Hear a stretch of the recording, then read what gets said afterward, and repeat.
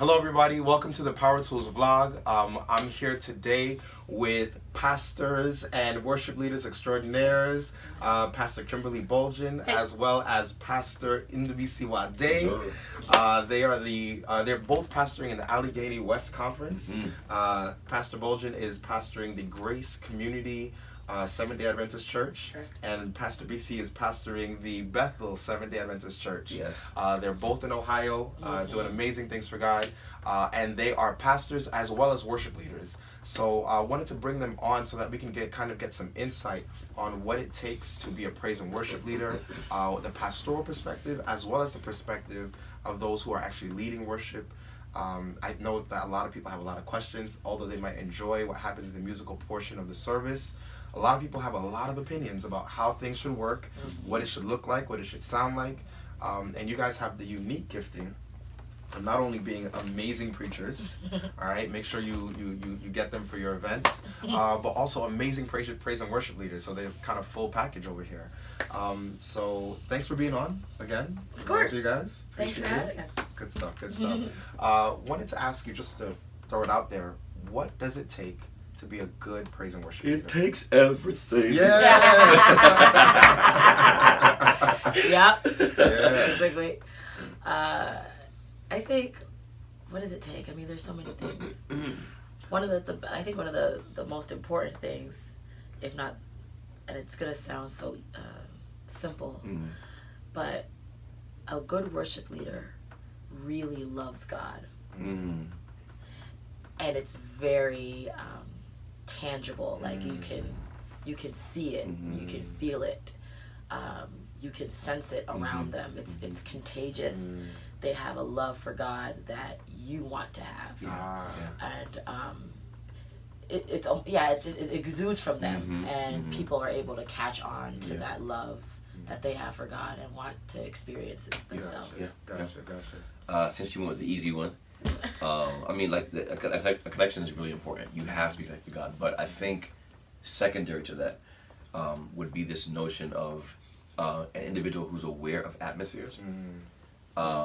Because a worship leader has to know not only where the people are in their, I guess, corporate movement with God at the present, but where we need to go and what we need to do in order for us to get to this place where we are ultimately ready to receive whatever it is that God is going to say to us, not just in the preached word, but in the worship moment, in the musical moment, and it would help to be aware of how the atmosphere shifts, how certain phrases or words, or even chord progressions, transitions, how they alter the individual, so that you know what's conducive, what should be done to get us to where you believe God's trying to take us.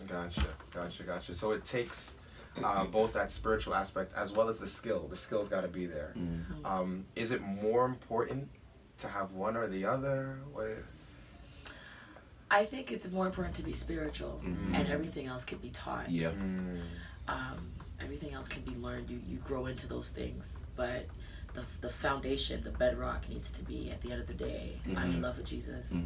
I can't stop singing about him, and I want other people to love him too.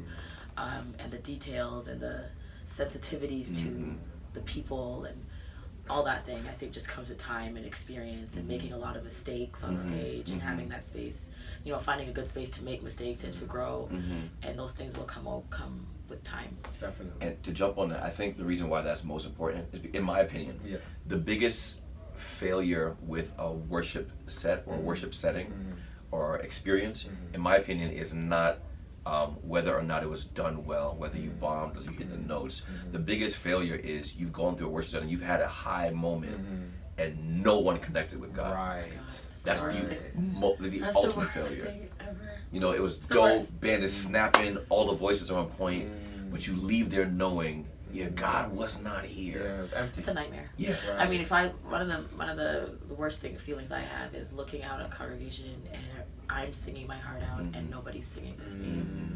Like, I feel like I failed as a worship leader, because my job is to encourage people to experience God and through singing. And if I'm singing and you're not, then then we need to find a song that everybody knows at this point and make Father sure, Abraham. right? Let's So that make it everybody, happen. so that everybody connects with Right. God. That's and has an awareness of God's presence. I shouldn't be the only one in the room that's aware that God is here. Yeah. Right. And I'm aware, and you're not aware. Then Right. I'm not doing what I'm supposed to do. Right, definitely. And I see it sometimes because like there's a song maybe that you might hear on the radio in your car and you're like, oh, this is amazing, and then you try to take it to your church and then there's just no connection with it whatsoever. Right. So it can be challenging. And then I've also seen situations where a person has an amazing voice, and it's nice to listen to. Nobody connects. But then I've seen other times where the voice is not necessarily the best. But then like everybody's crying. It's crazy. It's a crazy situation. Slaying. So you mentioned worship sets. Yes. And I don't know if everybody knows what a worship set is. Okay.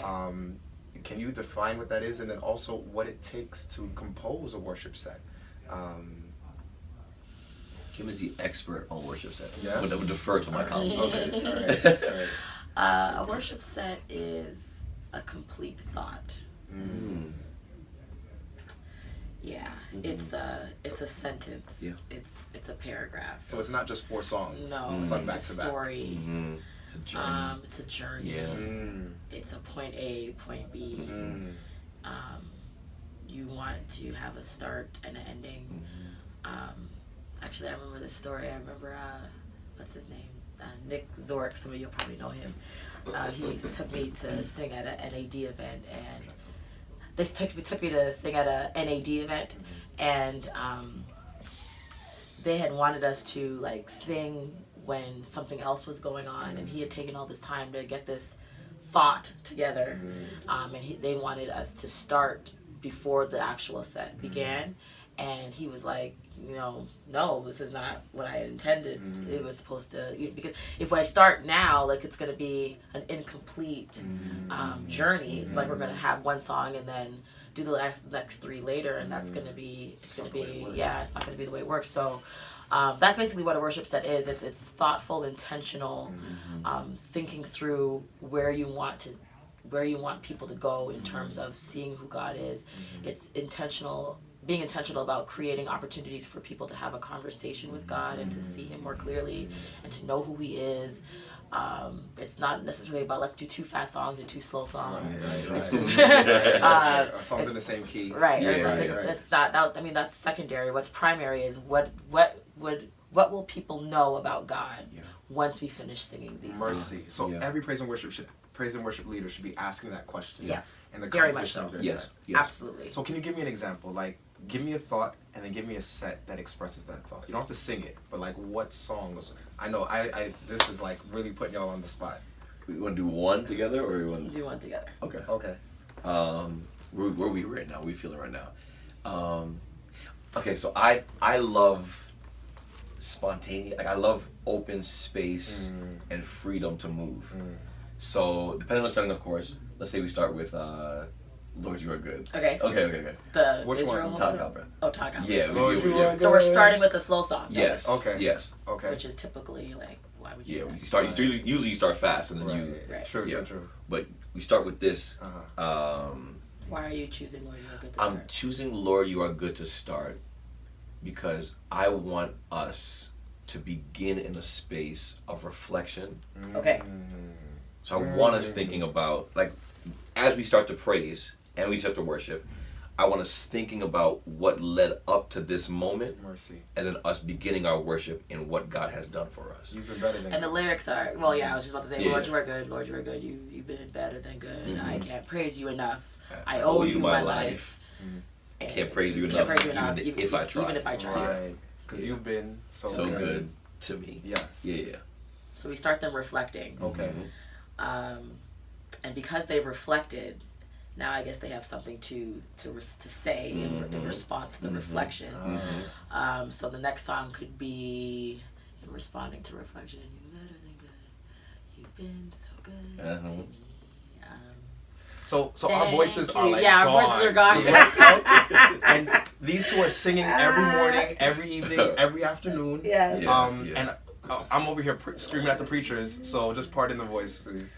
To me, what would come after that? In response to how good he's been. Man, so I would. I know I could do Go it. ahead. Maybe grateful. Maybe Hezekiah Walker's That could grateful. work. That could work. That could work. That could work. Because he's been so good, Right. I'm gonna respond in gratefulness. There's other factors too. Like I don't That know what our works. crowd is. Right. I don't know if it's who we're singing to. Gotcha. That plays a part in it. But let's just say it's a general church congregation. So. If I'm thinking, so I love this. So you've been so good to me. I am grateful for. I love that. Right. Right. You could also do. So he's been so good to me. Todd Galbraith's song never says the name of Jesus. So my mind goes, who's been good, right? So I'm thinking, you've been so good to me. Who? Christ alone, cornerstone. And then because you go there, you can build tempo. Right. And so you can start slow, go faster. Wow. So like it's like almost like a roller coaster, and you're like, all right, let's go, kind of thing. That's good. That's good. That's good. That's good. So is a thought there that Jesus has been good to us? Yes. And Cornerstone uses the standard stanzas from On Christ Solid Rock I Stand. So you sing Christ alone, Cornerstone, but then when you move, you're going to my hope is built on nothing less than Jesus. Yeah. Gotcha. Yeah. And then your thought would have been, God is good, so therefore I am grateful. Okay. There's a myriad of ways that you can take it. I Right. mean, that's the beauty of Right. creating. It's a great space just to create opportunities to Yeah. share about who God is and making sure that people respond. So. Gotcha. And what you'll find, Kim, thank you, is that depending on, so I believe that God speaks to people through people. So depending on where the worship leader is and what God is saying, in the same way you prepare a sermon, Gotcha. God has given me this, I'm going to deliver it to you. Right. Your set will shift and take form based on what God is saying to you and Right. say to them in this moment. Right. So same day, same time, even the same congregation, Kim will give you, if you give us a starting song, start with, thank you, Lord. Kim will give you a whole different story. Then will Jill, then will I. Then Because will, of your experience or where you We're going are. through where we Exactly. Wow. Okay. Yes. That's Just makes it so beautiful. personal. Right. Definitely. You know, one of the things I totally agree that God speaks to people through people. One of the things I do with my praise and worship leaders is when I'm preparing my message, I'll call them and tell them where I am. So that we can kind of find a way to meet. Or ask them where are they. Sometimes they're ahead of me in terms of their preparation, and sometimes where they're headed reveals where I need to go. So that we can kind of be cohesive in our ministry together. Can I just affirm you? Yeah. That you actually call your worship leaders and ask them. Call them. That you call them. Call them. You got something to say to your masters? I just want to celebrate you just right wanna now okay. because But you- that you call them and say, "Hey, this is where I'm at Right. in terms of my sermon preparation." Yeah. Okay. But you're not. Who does that? I want to just affirm you. That's awesome. That's great. Every worship leader must come and serve under you. Oh, Just experience that. Experience that kind of Oh, service. okay, I know what to do now. Here we go. That's good. No, that's a great. One accord. One Yeah, accord. yeah, Your that's word. very It's important. a beautiful thing when everything in the service is communicating the same message. Right. Because then that way, whether it's offertory or praise and worship or the sermon or the children's story, people can't escape the message that's being drilled into them, that the Lord is trying to reveal to them. What you are doing is building a worship set with the entirety of your worship service. A worship thought, yeah, complete thought. Yeah, it's one thought. So the entire worship service, Yep. one thought, Yep. mercy. Yeah. Oh, And people will leave right. knowing This. Yeah. Right. This One thing. succinct, and the funny, it's the same way with a sermon. Like we say, we don't like buckshot. Right. You know, right. you want this. You want to leave, so you have your points and so on and so forth. But there's a purpose behind your sermon, and you want Kim and I to leave having heard you Right. with this thought, Right. with this charge. Right. And if we leave there with this and this and this and this and this and this and this and this and this, then you fail in your delivery. Gotcha. It's the same I concept. hear that. Oh man, I'm receiving that. It's good, eh? Yeah. Mm-hmm. So you had mentioned before that the congregation, who they are, Yes. what they're going through, kind of shapes your process as well. So you know, the congregations are just diverse. There are older congregations, there are younger congregations, there are West Indian, there are Black, African American. So you guys have had the opportunity and the privilege of ministering in diverse congregations. What does a praise and worship leader need to know about ministering to an older generation white congregation? An older white congregation. Yes. I mean, Even that is still, because older generation, you can have an older, more conservative congregation, an older white, more liberal congregation. Some congregations, you have to exegete each one specifically. Right. So, Right. if we're saying, all I know about them is that they are older and they are white, I think I would defer to, of course, older songs. Okay. If I were to do something new, me personally, and everyone does things differently, I tend to wedge my new songs in the in the beginning or the middle of my sets, Gotcha. because I'd rather start off with something Familiar. unfamiliar, Oh, unfamiliar. where you're like, I don't know this, but and then in my sets I will join a familiar thought to that. So for instance, no one in that congregation would know you deserve it, right? So I'll start with you deserve it. My hallelujah belongs to you. Remember how we did you deserve it. Holy, holy, holy, Lord God Almighty, early in the morning. So now I know this song to sing with me. Our song shall rise to thee, you deserve it. Right back there. Gotcha. You deserve it. All hail the power. So we're going all the way through it. Okay. My hat's gone. It's all right. But we're moving all the and we're joining it with these familiar songs. So it's like, okay, as we're moving, they're coming. But I would defer with older songs, Gotcha. songs that may be a little, even though they're more mid tempo, nothing that would hit like I'm chasing that. I wouldn't go there. Okay. All right. Yeah. I would also say come with the assumption that they want to worship God. Yes. A lot of times they're old, they're white. What do they know about worship? Gotcha. They're old, Gotcha. they're black. They don't like that. Yeah. They don't want to, they're young. What do they know about worship? Right, No, right. come with the assumption, with the understanding, with the expectation that we have gathered to experience the power and majesty of God. Yeah. Powerful. Regardless of what they look like or how old they are. Right, Yeah. right. And let that kind of guide how you engage them in worship. Right, Yeah. right. The common ground is that we're worshipers. We're worshipers. And they'll meet you where you are. And then I think what he said, I mean, I don't even know what else I would add to that. Just combining the old with the new, Right. with I think is key. Gotcha. Spending maybe, and I find out as much as you can about your Beforehand. congregation Yeah. beforehand. Exegete your audience. I mean, you do that as preachers. You know, who am I talking to? What's going on? You know, where am I? Like when I was just in London, I was like, okay, I'm in London. What do they say? You know, what are some of the colloquialisms? You want to find out as much as you can Exactly. before you minister, so you can find as much common ground for Gotcha. sure. Gotcha. Does that mindset change in any way when you're dealing with maybe an older generation black congregation? Or it's pretty similar. Pretty similar. I think I probably would have more to pull from. Yeah. Okay. Because I'm black Experience. myself, right? But I think they appreciate. But I mean, old white people do. I mean, I wouldn't know. They appreciate the story. Yeah. They appreciate the storytelling. The and journey. The journey. Yeah. Okay. Yeah. Within the song. They want to walk with you. They want. Yeah. Yeah. They don't mind Okay. taking your time. Yeah. Don't rush through stuff. Yeah. Okay. That's All what right. I would say, basically. The other thing, and this might go in a different direction. I'm sorry if it does. No, you're good. I have a personal philosophy of worship, and it builds into like several things. But the one thing, I'm not a scientist. You sure? I'm not a scientist. But the small science I know, right?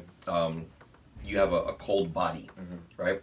At the molecular level, one molecule says, "Hey, it's cold," and it begins to vibrate. It doesn't then say, "Hey, the rest of you guys vibrate with me." It just vibrates, and its kinetic energy is so influential that the molecule next to it begins to vibrate, next to it begins to vibrate, next to it begins, and soon you have an entire body of vibrating molecules. I hope I'm right. That warms up the body. And so the reason why I hate the term praise and worship leader, I hate the term because it connotes that, or denotes rather that it's my job to pull you somewhere, when instead what I feel the Bible prescribes about worship is that it's my job to stand in front of you and vibrate. And my vibration must be so authentic and genuine that it causes you to vibrate with me. So older white congregation, older black congregation, younger, whatever it is, I think one of the most important things is, am I vibrating? Am I worshiping and not trying to get you to worship with me? Gotcha. And if I'm worshiping, I believe the movement of the Spirit of God will pull us together. Because sometimes, Kim, let me know if this occurs with you.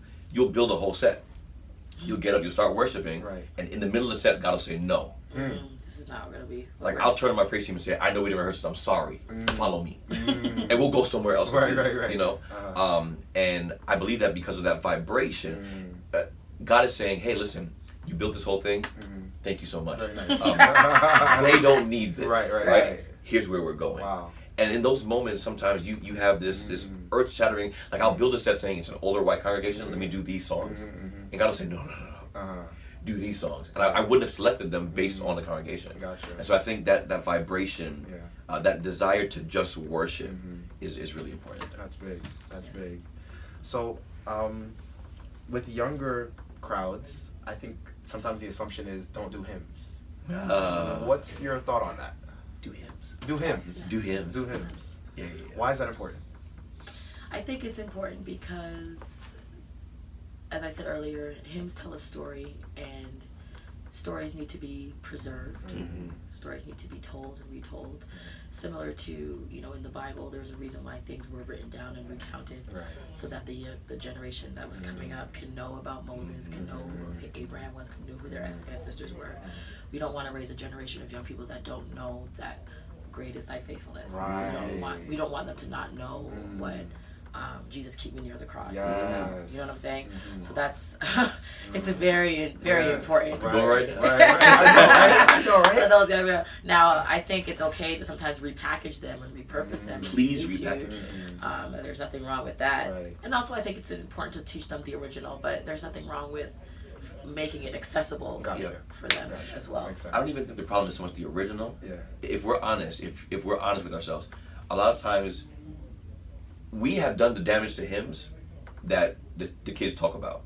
I don't want to sing the hymns because we drag them through death and the grave. We sing them like we don't. Right. God, I like. Yeah. Do you really? Jesus, keep me near the cross. They're a precious fountain. Free. Like, if you're singing this song, sing it like, play it like. Right. And I find that if we do them well, like all the time we'll go somewhere and do hymns, and people are like, "Oh my God, I love it! What song is that?" It's a hymn. Right. But also we think hymn, we think old. There are a ton of modern hymns. Elevation has a ton of hymns that we don't even think of them as hymns. But they're hymns. I know at New Life we used to do it's not Elevation, but we used to do God give it to me, please let me have it. How deep the Father's love for us. That's a hymn. That's a hymn. I mean, it's basic hymnody, structure, timbre, everything. But that thing goes, Yes. And I think with younger congregations, the issue is we limit ourselves in that I can only do this kind. I can only, and not just in congregations in general, we limit ourselves and say this is the kind of music we should do. I think we should be open to do. And I think also young people need to see their parents worship. Yes. They need to see what moves you. So I think we've done our young people a disservice singing Jesus Keep Me Near the Cross in a horribly sad, somber way when they actually need to see you excited about the faithfulness of God and who He is through what moves you. And I think that will inspire. I mean, that's why I love hymns, because I saw my parents sing it with gusto and enthusiasm. That fourth stanza modulation. Fourth stanza, exactly. And so they need to see that. They need to see their parents and older ones in worship. Okay. I need to ask you guys just a few more questions before we You know what you just did? I'm so okay. All right. Personal struggle, right? Okay. I think other people might have it as well. So there are times in worship where the singers do something amazing, like there's an amazing run, or the musicians do something crazy, and it's like you're seeing Jesus, and then you hear it, and you're like, wow, right? And I struggle with the line between worshiping God and worshiping the vessels that are facilitating worship. And is there a line? Like, how do you navigate that? Because in my head, I'm like, I want to acknowledge their intentionality. Is that a bad thing? Is that, what do I do? Okay. Ezekiel and Isaiah both tell the story of the fall of Satan. But in the fall of Satan, they also describe his purpose.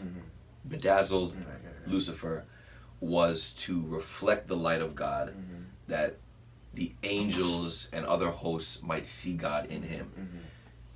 That's the narrative. So Kim gets up and she beats this run. Or not that we chase the run, but sometimes you get caught up with it's coming out. Or the band hits this lick or this chord progression or this diminished chord, and it's like that flat seven. We're going there, and you get that, and your head turns, and you. I think in that moment, we should remember this is light from God being reflected, and so what we should do is worship God for what Kim was able to just do. Worship God for what the band was able to make me just feel. And so in that, I would say there is no spoon. Okay. If you keep in mind... Is that a Matrix It's a Matrix reference. Oh my goodness. Go watch Matrix. In that moment, I think what we should say is, man, the same way we go out in nature and we hear birds, and we say, oh, the heavens are telling the glory of God. Yes, so is the praise team. So is the band. That's great. What they have just done was given to them. It was built in them by God. Worship Him for what they can do. Yeah, God is a creative God. He enjoys variety. He enjoys different sounds. He enjoys the way that we're able to respond to Him in a variety of ways.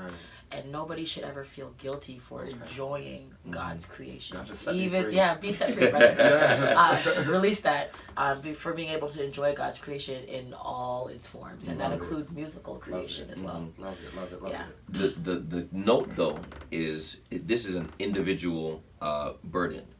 As you are worshiping, you need to turn your eyes upon Jesus. David, who looked at the heavens and saw the hand of God, could have looked at the heavens and worshipped the stars. So the issue isn't what the stars are doing. The issue is where I direct my focus when the stars do what the stars do. I receive it. So don't put it on your praise worship leaders. They're doing too much runs. Wow. Fix your heart. Wow. Amen. Mercy. You just set so many people free just now. Receive the word of the Lord. Oh my goodness. Receive it. Receive it. Yeah. Okay. Enjoy. So to wrap up, what are some common practices held by church leaders and praise and worshipers? Church leaders and pastors that hinder their worship team, and then what are some common practices that maybe pastors and church leaders should adopt to support their worship team?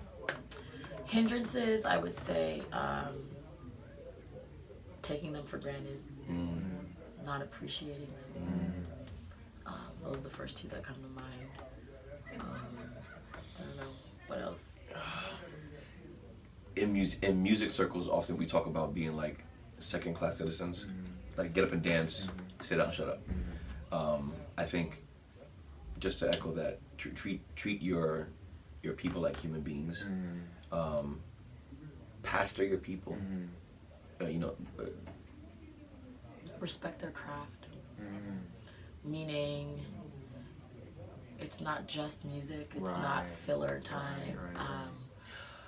There's a lot that goes into what we do. I'm pulling out my phone. Okay. I ain't got time. My phone is full of sets. Yeah. Sets I make constantly. The same time you put into preparing your sermon, I put into preparing my sets. Wow. So don't call me Friday night, Sabbath morning, and say, "Hey, I need you to do this," and then expect the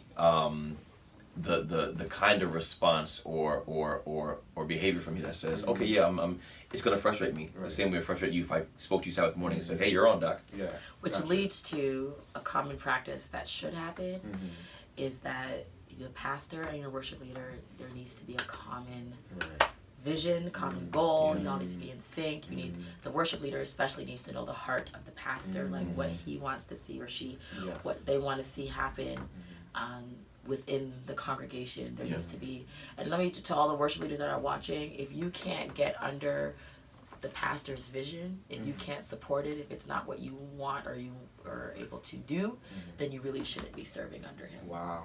Or her. Wow. Yeah, you shouldn't be serving. One accord. One accord. If you can't get with it, if there's, where he's trying to take it is not what you want to do. Wow. then you need to release yourself, because it's very, very important. You'll be in rebellion. It's just, and God won't move if you're not being able to support the vision of the house. How can two go together unless they agree? And that's, I mean, that's, and there are churches out there that are doing things that you may not, that may not be where you are in worship. You know, there are churches that are probably a lot, you know, high church, traditional. They're looking for a different type of feel. If you can't come under that, if you're more of like a, you know, something else, then flee, Joseph. Yeah, it won't be, and it's no love lost. But I see a lot of pastors. Now, if God tells you that's where you need to be, then you need to ask God to sustain you and to be able to come in line with what's happening.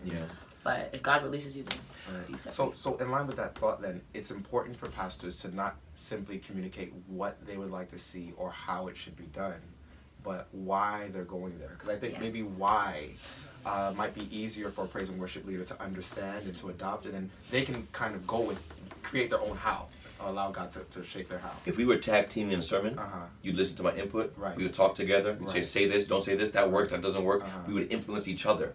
We're tag teaming a worship moment. I'm a Levite. So let's go into this as a partnership.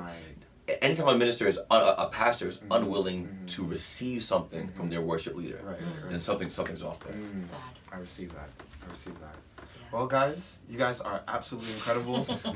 Thank you for taking us behind the scenes a little bit, because we experience all these worship moments. Our hands are raised, the music breaks, and it's just like we experience God in a special way.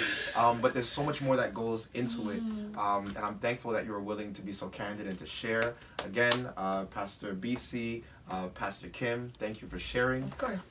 And tune in next time for the Powertools vlog. We have another episode that will be coming up shortly. God bless you.